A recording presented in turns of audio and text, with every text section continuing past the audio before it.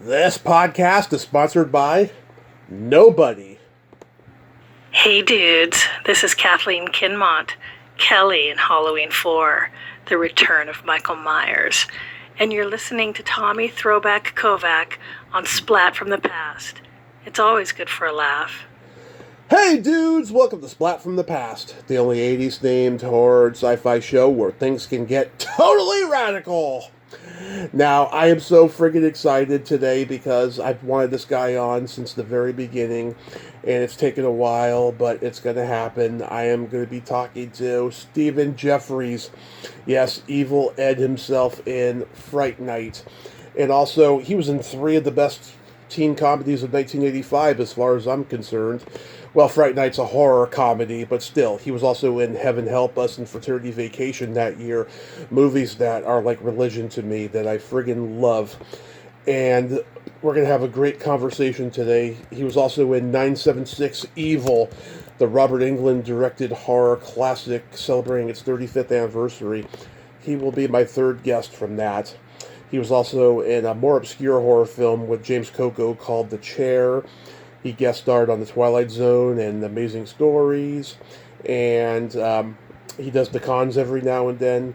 It's going to be a great conversation today, and I cannot wait. Oh, you're so cool, Kovac. I just had to. I'm sorry. I just had to. So, yeah, here is my interview with Stephen Geoffreys. Oh, you're so cool, Kovac. Okay, I'll stop it. Hey, Stephen, welcome to the show. How are you today, sir?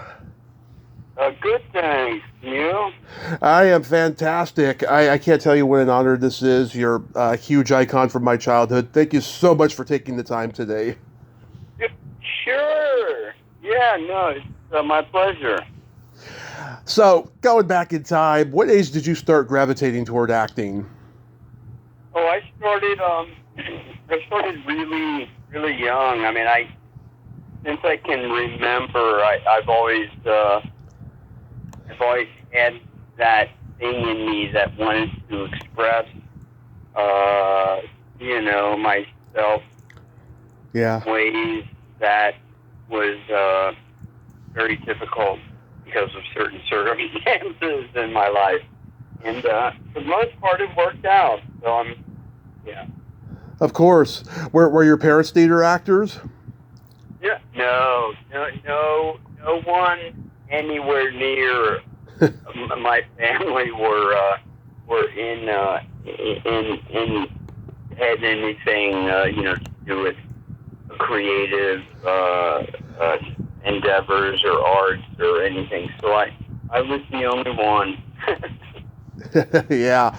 Were there any theater actors you saw that idolized you or you were influenced by? Actors who I idolized. Yeah. I always admired like the classical actors, like Laurence Olivier, John Gielgud, and I was awe-stricken with their talent and the technique, and so a lot of the classical actors were my, and again, like the Jack Nicholson was a huge influence. I mean, he was a very exciting performer and fun to watch. Oh yeah, when Fraternity Vacation came out, Siskel and Ebert said that that you reminded them of a young Jack Nicholson. Yeah, and I didn't really consciously try to do some kind of imitation, but I think maybe subconsciously I did. Yeah. Because there's something. I live in the city. Yeah. He just kind of little troublemaker sort of thing about him. Yeah. You know, the little snicker. And so, I remember that, yeah. Yeah. So you're born and raised in Ohio? Yes, born and raised in conservative Cincinnati, Ohio, and departed immediately upon graduating high school. Yeah, so at the age of, 18 or 19, you got cast as Homer Macaulay in the Human Comedy on Broadway? Exactly, right. Yeah, it happened very quickly. I mean, but I was ready, you know, so Yeah. I had worked pretty much all my life up to that point for that moment, and lucky. There's always luck involved with the timing and being at the right place at the right time. So Yeah, it's not easy getting cast in a Broadway show. I'm sure you had to go through numerous auditions and all that. I did, yeah. And actually, a high school friend of mine was in New York at the same time. He's a great pianist, and he actually helped me rehearse all of the songs that I had to do for the audition. So it was just awesome that I had him as a help. So, you know, every time I got called back for another audition, I had to sing another song, and so it was a weird process. It was over the entire summer that people, you know, I'd go to other auditions and say, "Oh, are you still up for a part in the Human Comedy?" And it's like everybody at, like, you know, commercial auditions or whatever we're talking about. So yeah, it was great. It was just such a wonderful thing to. Yeah, so like you get nominated for a Tony. That must have been a total mindfuck, because to be that young and not knowing what's in store for you in your future, it must have been overwhelming. Yeah, I was kind of surprised that, you know, you work so hard at getting to that point. And it's not like I felt I deserve anything, but it's like, oh, okay, that makes sense. Because you do put a lot. I myself just put everything into it. You know, it's like my entire life. You know, I wasn't doing anything at all to distract that, so it sort of made sense. But it was great, yeah. You got to work with a young Mary Elizabeth Mastrantonio. What was she like? She was awesome. I mean, she was just awesome. We actually sat together at a movie theater in the Village and watched. I went with her with a couple of other people to watch. We watched Scarface. Oh yeah. Together. So I'm like, wow, is that you? Yeah. So that was good. It's really exciting. A lot of other people in cast were, you know, it's exciting to see everybody kind of just their careers budding. And actually, one of the Mary Elizabeth Mastrantonio's understudy was so anyway, everybody was it was kind of like at the beginning of their careers. Year. And it was awesome. So did that experience lead to Heaven Help Us? It certainly did. I actually read for the casting director, and I hadn't done the play yet, so I was kind of doing temp work, and I think I had a suit on or something, and Mm-hmm. I went into the audition, and he thought I was too old, which, you know, I guess dressed is the way I was. That might have been the case. But then the director and writer of the show, Michael Dinner. Michael Dinner, and saw me in it and said, "Oh my God, we have to have this person." And so so we so he saw me, and that was it. He said, "No, Stephen Geoffreys is going to play the part of the kind of perverted." Chronic masturbator. Of Williams. It was awesome. It was kind of like, you know, it just worked out perfectly. It was great. Since I was 10, this movie has been one of my very favorite teen movies. Whenever I get interviewed on 80s podcasts, this is always in my top 3 of like the best of 1985 or overall top 10 lists of the best movies of the 80s. I just adore this movie. I've talked to Jay Patterson, Malcolm Denier, Dana Barron. You know, they all have great stories about it. Did you have fun making it? Oh my God, it was. I mean, it was by far my favorite project for a lot of reasons. I mean, it was the first thing I did, and it just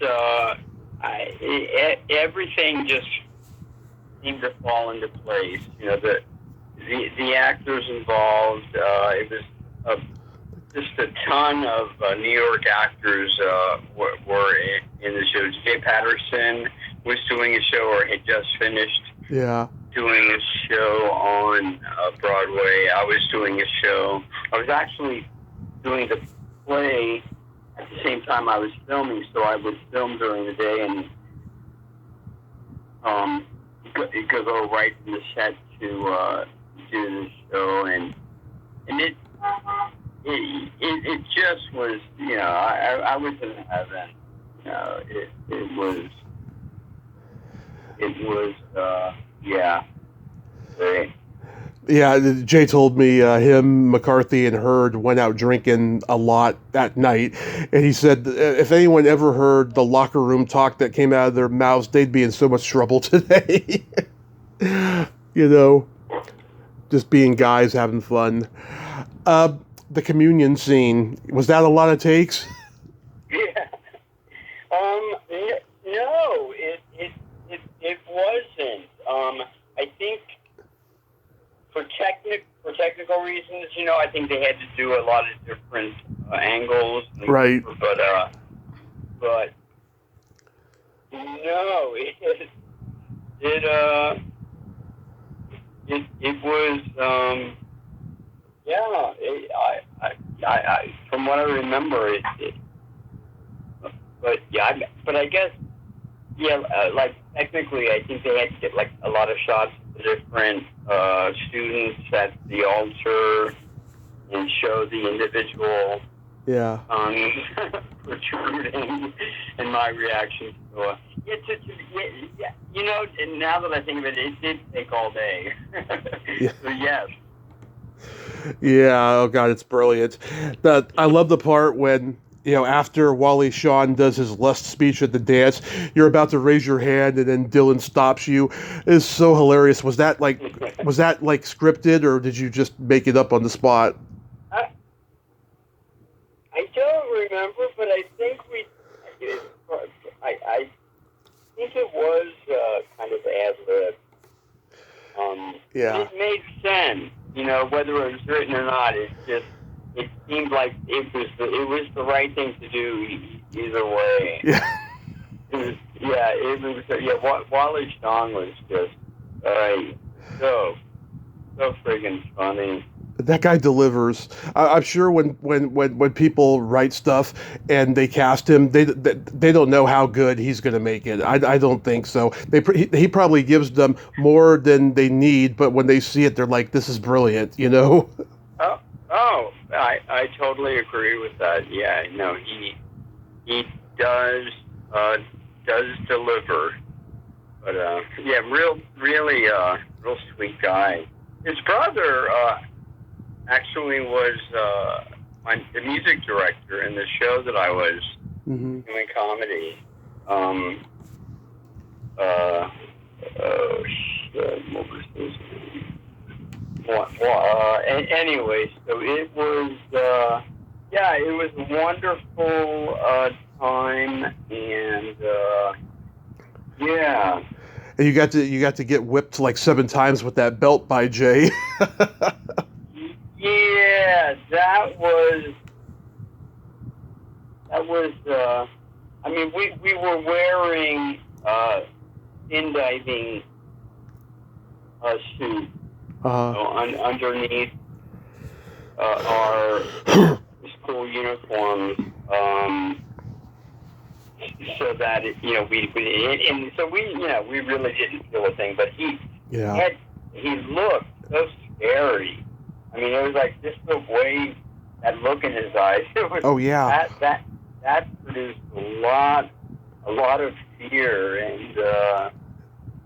he yeah. Yeah, well, Jay told me he wrote a whole backstory for the character when he got cast, and it fits the description of narcissistic sociopath that you hear about on the internet today.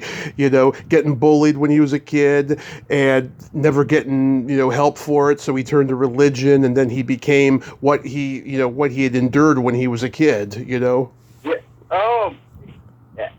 That's right on. Yeah. Yeah, no, Jay was awesome. He still is. Yeah, you're a real sweet guy. I love Fraternity Vacation. It's one of my favorite movies ever, and you got to play the lead with an awesome ensemble cast. Were you nervous playing the lead? No. Again, I was ready, and and everyone involved was so great. So yeah, I've been very lucky in the projects that I've worked on. Everyone seemed to be wanting the same thing, Mm-hmm. and excited about doing a good job, and just there for the right reason. Yeah. Kathleen Kinmont's a good friend. She's been on the podcast several times. Oh. I love her. Cherie J. Wilson, I had her back on a couple of weeks ago. Lee McCloskey, Cameron Dye, they're all great people. And yeah, Cameron told me that you guys had a blast on this set, and what happens on that set stays on that set. I mentioned some things, but yeah, they're pretty gross. Yeah. What was James Frawley like to work with? Oh my God, such a sweetheart. Just really wonderful. I mean, I loved him. We hung out a lot together before, during, and after, and just a sweet man. Loved him. Yeah, he goes from directing the Monkees episodes to the Muppet movie to this. It's astounding. Yeah, go figure that. There's just no sense in this business. Just happens for some reason. And Barbara Crampton is so good at playing a bimbo. She's so funny with that "we do everything together" moment. Oh God, yeah. And She's a riot. Yeah, and her hair was so 80s too. Yeah. I don't think I'd ever seen it that teased before in anything else she's done. Yeah. Now, getting into Fright Night, was it a coincidence that Amanda Bierce was cast after you and her did Fraternity Vacation, or was it just, a suggestion thing one of you did? I don't remember if I actually suggested, or I think I might have. Mm-hmm. But you know, in the business, it's like it's a small world. You know, and people know about what's going on right at that moment. So yeah, I don't remember if I suggested her to Tom, but that's irrelevant at this point. Yeah, we kind of went from Palm Springs doing Fraternity Vacation, and a week or two later we were on the set doing Fright Night. So it was him. Yeah. Tom Holland and Chris Sarandon, I met both of them at cons. They're both great guys. Jonathan Stark I interviewed. He's an interesting guy. How many hours of makeup was it to play Evil Ed?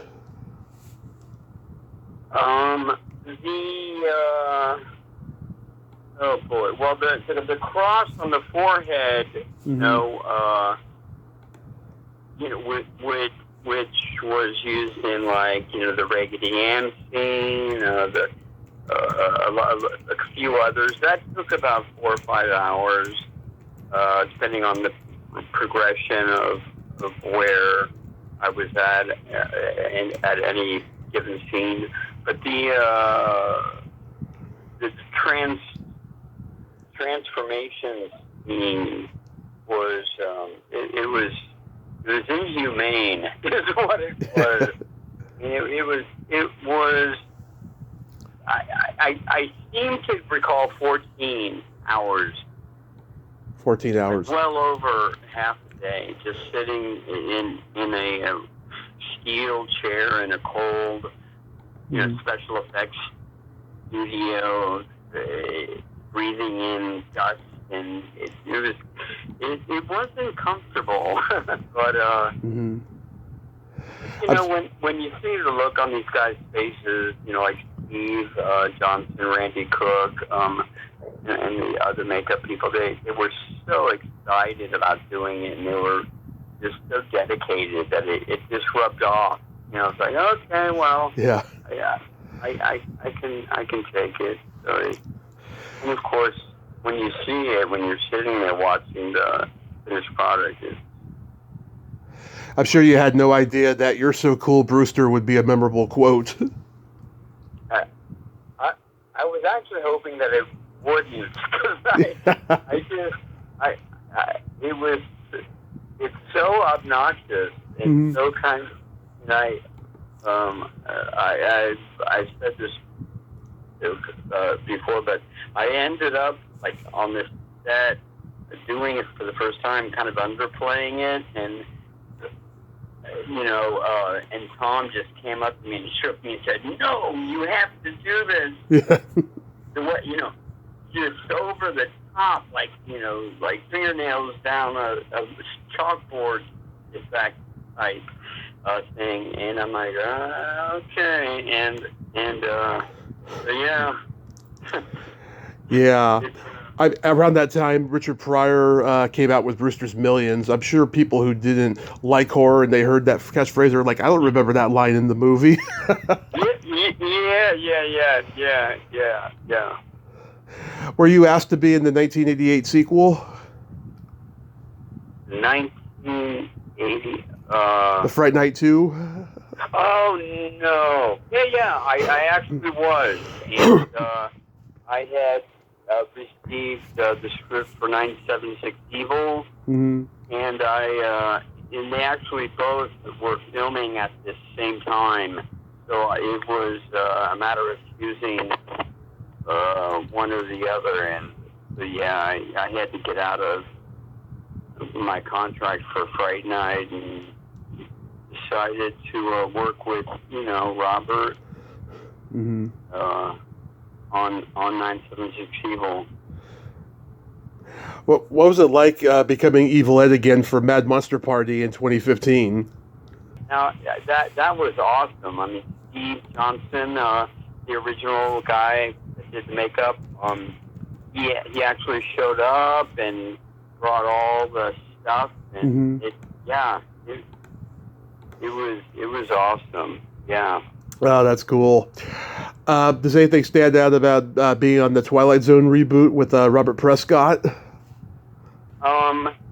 It was, I think it was called The Spider. It's actually a script Yeah. written by Ray Bradbury, which Yeah.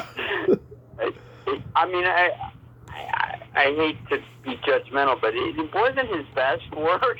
No. He's a great writer. I mean, I'm not a big science fiction type reader, but he's so good. He's such a good writer.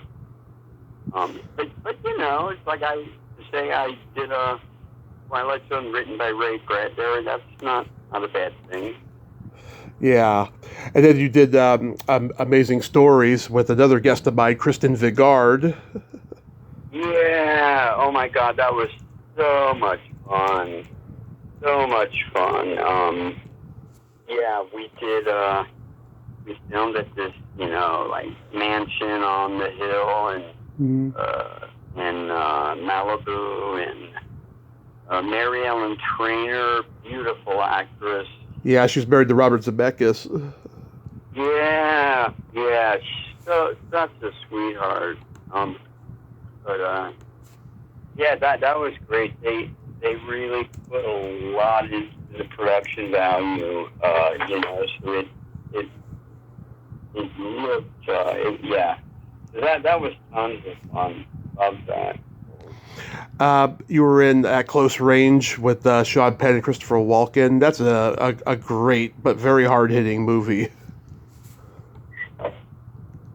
Yeah, I mean, God, to be in the company of so many great actors. I mean, especially, Sean and Chris. Yeah, were they intimidating? Oh, my absolute opposite.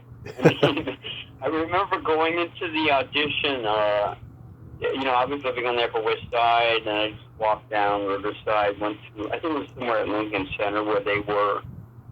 So it was Chris Walken and Sean in the room with the casting director and I think a producer or something, but that actually was kind of, I was just holding my breath. It was like, how am I going to, but they're so sweet. I mean, Sean is such a nice guy. I don't know,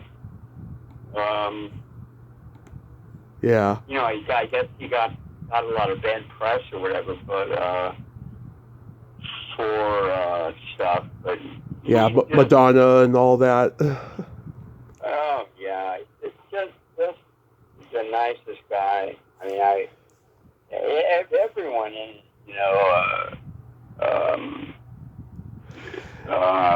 Did Mary Stuart Masterson remember you from Heaven Help Us?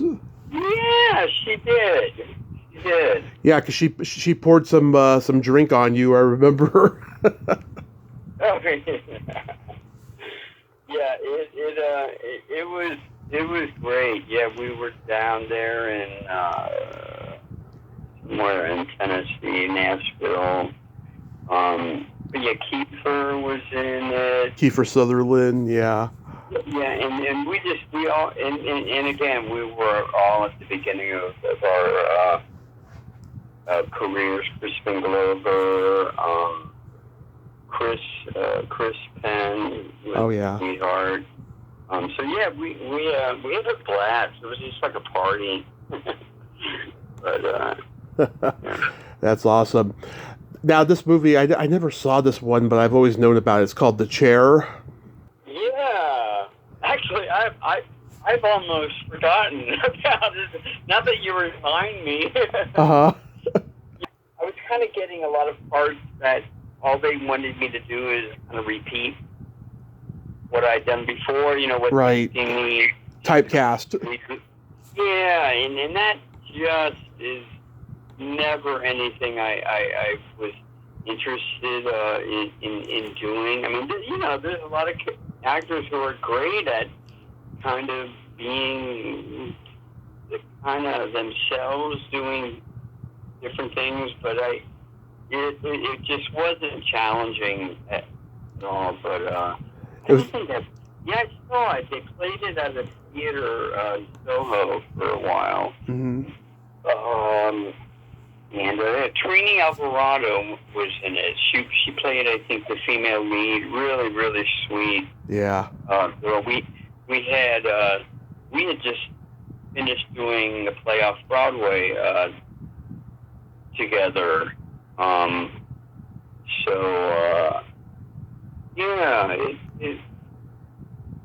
It Yeah, happened. it was James Coco's last movie. Oh my God, did he give you any advice? No, I didn't. I don't remember really hanging out with him a lot. I think he kept to. I don't think I had any scenes with him. Okay.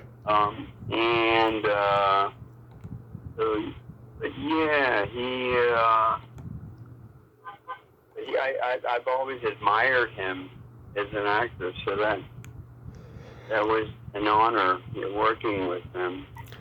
Can you believe it's been 35 years since 976 Evil? No, I can't. I'm just grateful that I'm here to talk about it. Yeah. When Robert casted you, did you and him already know each other? No, we had not met, and I remember I think the producer wanted someone else. Mm-hmm. I think she wanted a kid who was like 15 years old, like the real age of a character. Yeah. I was 25. Yeah. She was, They probably wanted Corey Haim or somebody. Yeah. No, she was dead on this other kid. Here I am, this 25-year-old, already starting to lose my hair. No, and Robert said, no, we have to have Steve. So Yeah. it was pretty much his doing that got me the part, and it was a blast. I mean, yeah. so much. I like the movie because it's such a commentary on the Reagan era of the TV generation of the 80s. Yeah, it really did encapsulate that time in that sense. And yeah, my favorite thing was being able to work with Sandy Dennis. Oh yeah. Oh my God, I'd seen her in New York a couple of times, like in the Broadway area. She would be doing a show, and Mm-hmm. I'd be going to, and I would kind of pass her by on the street and say, "Oh my!" And she just, she was so great. I mean, Yeah. She actually cracked me up. I mean, the scene where we're in my bedroom and she's showing me the thing in my closet. What was something I was hiding, and the way she was admonishing me, it just, I could not help but laugh. I mean, it was so friggin' funny. Yeah. But speaking of funny, Leslie Dean is hilarious. Oh my God, what? She crazy. She was wild. I mean, I was like all professional, I'm not gonna do or say, and then she'd be all loose and saying all this kind of crazy stuff, and I'm like, oh my God. She hasn't changed. Yeah, but she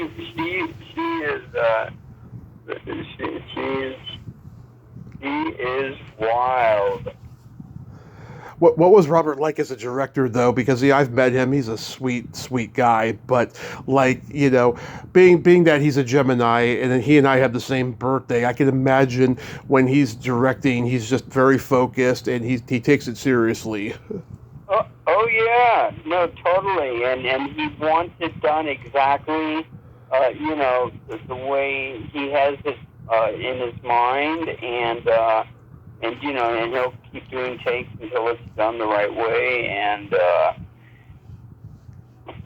Yeah, which when you're doing a horror movie, there's so many things involved with making sure the shot looks believable and real, and so yeah, no, he really was a stickler and made sure everything and everyone did the best they could. Yeah, that's so awesome. The Road Raiders. What was this? A pilot you did? Yeah. They're kind of cleaning my apartment. I'm seeing all these pictures that people took from me. Like, it was a TV pilot for CBS, and we were in World War II. I think our plane was bombed, and we crash landed in Japan, Mm-hmm. where I think, and it was fun. Actually met Leslie Jordan. Oh yeah, he was in it. Yeah, and we became friends, and it was that was a fun thing. Yeah, when I was a kid, Moon 44 used to be on HBO ad nauseum, and I loved Michael Pare. I think he is just a badass. What was it like working with him? Oh, again, just the nicest guy. Really unaffected. By all the showbiz garbage, and and especially, he was. I mean, I remember when Eddie and the Cruisers came out. Oh yeah. Streets of Fire was like, oh my God, that guy's like just exudes movie star. His appearance, and so it. But working with him, he was so unassuming and just very, very generous and giving, and a real nice guy. I saw him a couple of times in New York after that. Yeah, Roland Emmerich before Stargate and Independence Day. What was he like? He was very, very set on what he wanted. Everything was pretty technical, and he's great at those special effects kind of things. Yeah. Like the Star Wars shooting at whatever. And I mean, he's really super talented at that. The acting part,